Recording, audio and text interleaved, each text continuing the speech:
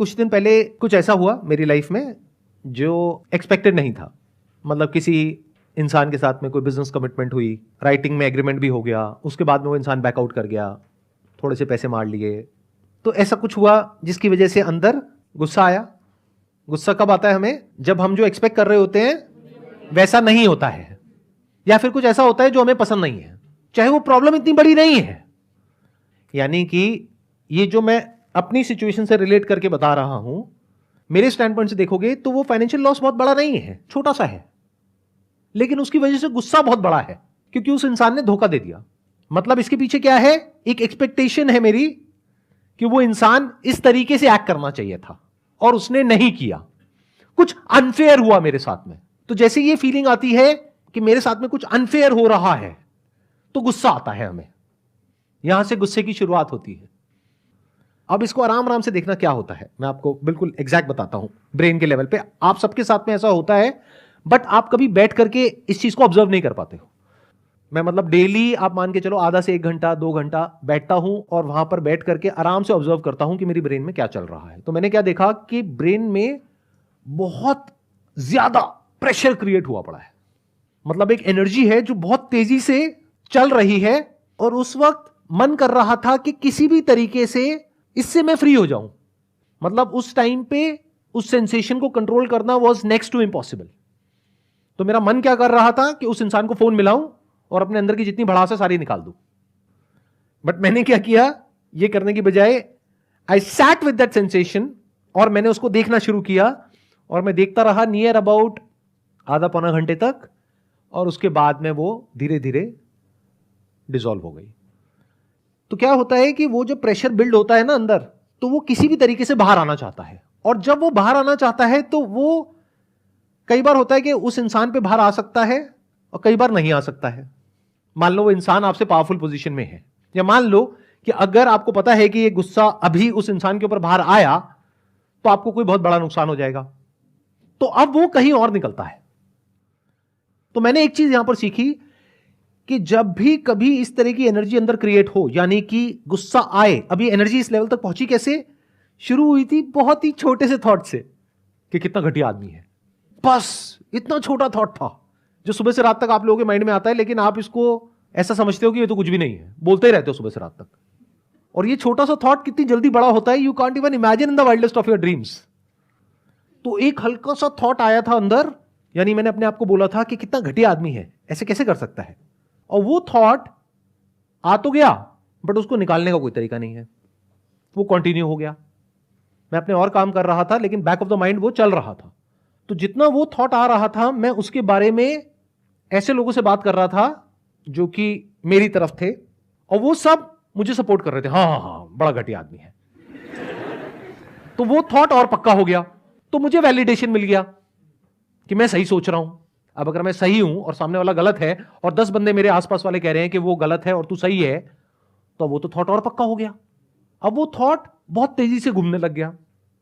ये पूरी प्रोसेस चली थी आई थिंक 2 से 3 दिन, उसके अंदर अंदर ये काम हो गया था। और फाइनली 2-3 दिन बाद में जा करके मुझे खुद भी नहीं पता लगा कब मैं एक ऐसी सिचुएशन में बैठा था जहां पर कि मेरे को हेडेक हो रहा था और ब्रेन में इतनी तेजी से वो सेंसेशन चल रही थी, जिस टाइम पे I was in a kind of a situation कि अगर वो मेरे सामने होता इंसान तो पता नहीं क्या हो जाता। अगर मेरी जगह कोई और होता तो वो पक्का रिएक्ट कर देता, वहां पर नहीं करता कहीं और कर देता और कुछ ना कुछ रायता फैलाता। क्योंकि जैसे ही आप रिएक्ट करोगे इस स्टेट में विच इज एंगर, तो बाहर क्या निकलेगा? एंगर। तो वो जो एनर्जी होगी जहां भी जाएगी, जिससे भी जाकर के टकराएगी, वहां से सामने से एक रिएक्शन आएगा। जैसे ही रिएक्शन आएगा आपको और गुस्सा आएगा। यानी उस गुस्से में अगर मैं उस इंसान को मैसेज कर देता कि तू ऐसा कैसे कर सकता है, तू कितना घटिया आदमी है, ये है वो है, कुछ ना कुछ रायता मैं जरूर फैलाता, तो सामने से कुछ ना कुछ रिएक्शन आता, और रिएक्शन आते ही मेरी जो साइकिल है ये और स्ट्रांग हो जाती, गुस्सा और बढ़ जाता, फिर मैं कुछ और बड़े लेवल पर रिएक्ट करता, फिर सामने वाला भी बड़े लेवल पर रिएक्ट करता।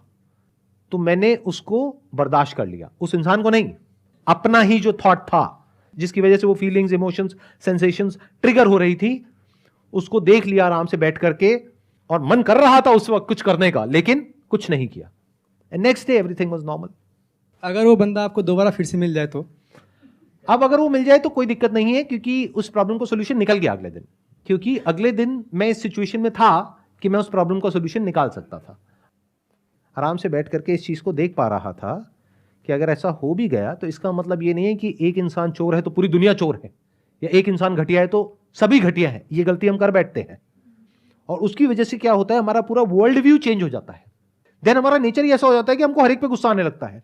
और ऐसे बहुत लोग हैं, सड़क पे आप जा रहे हो, हल्का सा टक्कर हुई भी नहीं है, थोड़ा सा उसके पास पहुंच गए, और इधर से उसने देखा, आपने बड़े भोलेपन से उसको देखा, बताऊं तेरे को? तो क्या बताएगा भाई, कुछ नहीं हुआ है, और क्यों बताना है तुझे मुझको, मैं कौन हूं?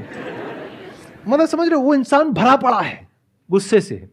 और ऐसे बहुत लोग हैं जो हमारे आसपास में घूम रहे हैं। तो इस तरह से आप देख सकते हो। वो तब देख सकते हो जब आप खुद कूल और काम हो।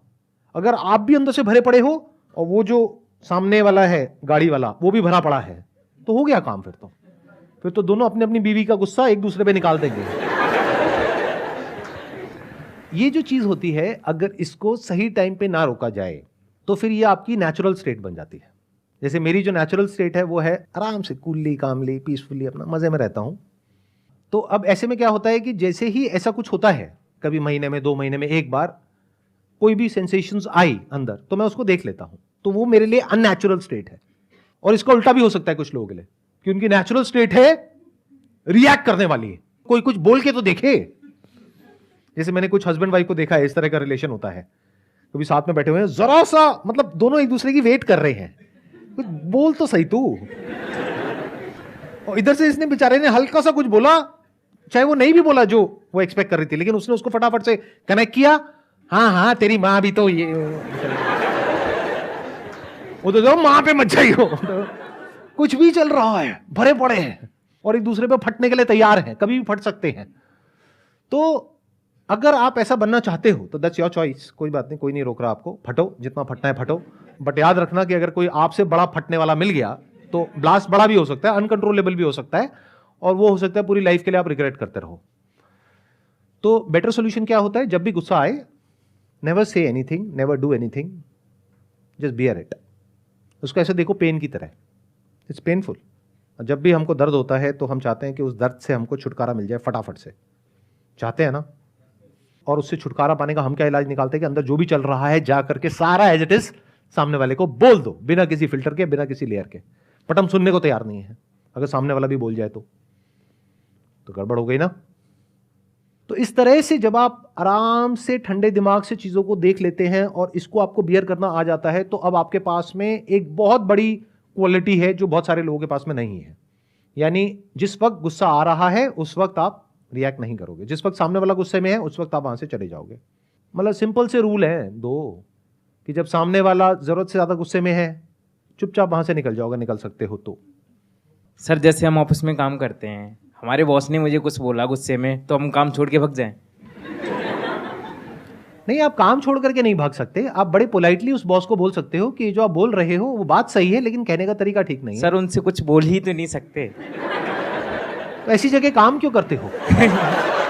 और अगर ऐसी जगह काम करते हो तो यहां पर आकर के कैमरास लगे हुए हैं, वीडियो में ये सब क्यों बोलते हो? उससे कोई दिक्कत नहीं है सर, देख भी ले तो कुछ नहीं होगा। अभी तक तो उन्होंने देखा ही नहीं था, अभी इतना कुछ हो रहा था। अब जब देखेंगे तो पता नहीं क्या क्या होगा। कुछ नहीं होगा सर, क्या ही कर सकते हैं। आप धमका रहे हो उनको? नहीं सर, ये नहीं कि धमका नहीं, आप उनको चैलेंज दे रहे हो? नहीं सर। और कुछ कहना चाहते हो या हो गया? इससे ज्यादा और क्या ही कह सकते हैं। ये पार्ट आप रखना चाहेंगे वीडियो में, एडिट कर दें हम? तो सर कोई दिक्कत नहीं। कोई दिक्कत नहीं है? नहीं सर। सर आपने कहा कि मतलब आप गुस्से को मतलब एज अ पेन मतलब ले लो, और फिर आप नेक्स्ट डे मतलब अगर उस बंदे से दोबारा मिलते हैं तो आप उसको कुछ नहीं कहोगे, बट ऐसा भी होता है फिर आप उस पर कभी ट्रस्ट नहीं कर सकते। मतलब मेरा क्वेश्चन एक्चुअली ये है कि अगर किसी रिलेशनशिप में आप ऐसा कुछ फेस कर रहे हैं तो वहाँ से मतलब क्या सोल्यूशन है फिर? रिलेशनशिप में तो होता है ये सब, और कहाँ होता है? देखो, अनजान लोगों के साथ में ये सब नहीं होता जो मैंने बात करी। रिलेशन में ही होगा ना, कोई आपका फ्रेंड होगा, रिलेटिव होगा, या ऑफिस में कलीग होगा, या कोई बिजनेस रिलेशन होगा, कोई ना कोई रिलेशन होगा, वहीं पर तो ये सब होगा। अनजान से क्या फर्क पड़ता है? अनजान से तो अगर थोड़ा बहुत हो भी गया तो तू अपने रास्ते में अपने रास्ते। तो अब सवाल उठता है कि क्या करें अगले दिन आप ठंडे दिमाग से पहले आप देखो सामने वाले की सिचुएशन क्या है, सही टाइम मिले बात करने का तो किसी और टॉपिक से करके फिर उस टॉपिक पर आप वापस आ सकते हो अगर आपको जरूरत लगती है तो। बट अगर आपको ये क्लियर है कि सामने वाला बंदा चोर है, तो फिर बात करने का कोई सेंस ही नहीं है। अब तो बिल्कुल ऐसा है कि किसी की फितरत है मान लो काटने की, और आप जा करके उसको कह रहे हो कि भाई तू कुत्ता है, काटता है, वो और काटेगा क्योंकि उसके माइंड में वो कुत्ता नहीं है। समझ गए ना मैं क्या कहना चाह रहा हूं? राइट। मैं इनडायरेक्टली बोल रहा हूं क्योंकि किसी इंसान को कुत्ता बोलना अच्छा नहीं लगता, गाली होती है। तो एक्चुअली मतलब मैं जैसे जो बहुत क्लोज रिलेशनशिप्स होते हैं जहाँ से आप इजीली आउट मतलब अपनी आपके पास ऑप्शन नहीं है कि आप एकदम बाहर निकल जाओ, क्योंकि बहुत सारे सेंटिमेंट्स, बहुत सारे लोगों के इमोशंस जुड़े होते हैं। Like I am talking about husband और वाइफ का जो रिलेशन होता है, अगर वहाँ पे कॉन्स्टेंटली ऐसी चीज़ें हो रही हैं कि आप आगे फिर उन पे ट्रस्ट नहीं कर पा रहे हो, तो उस सिचुएशन में क्या करना चाहिए? ट्रस्ट सबसे जरूरी है एक रिलेशनशिप में, स्पेशली हस्बैंड वाइफ के रिलेशनशिप में। अगर आप अपने हस्बैंड पे ट्रस्ट नहीं कर सकते हो तो वो रिलेशन किसी काम का नहीं है। अगर आप अपने दोस्त पे ट्रस्ट नहीं कर सकते हो तो वो रिलेशन किसी काम का नहीं है। अब सवाल उठता है कि जो आप उस पर ट्रस्ट नहीं कर पा रहे हो वो आपकी अपनी प्रॉब्लम की वजह से हो रहा है या एक्चुअल में हो रहा है।